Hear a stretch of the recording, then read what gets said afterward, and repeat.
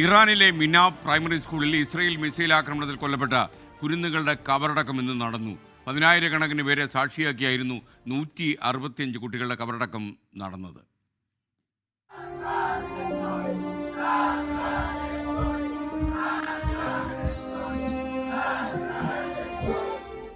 എങ്ങും കരച്ചിലുകൾ മാത്രം. കുരുന്നുകളുടെ ചിത്രങ്ങളുമായി ജനം നടന്നു നീങ്ങി. ഒന്നിനു മുകളിൽ ഒന്നായി അടുക്കി വെച്ച ശവപ്പെട്ടികളുമായി പോയ ബസ്സുകൾക്ക് ചുറ്റും പ്രിയപ്പെട്ടവർ അവസാനമായി അവരെ ഒരു നോക്ക് കാണാൻ ഒത്തുചേർന്നു.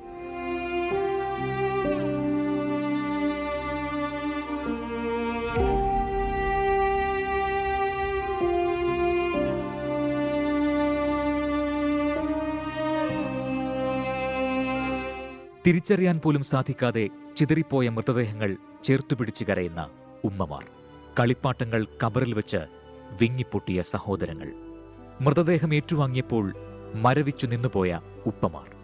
മിനാബ് സങ്കടക്കടലായി.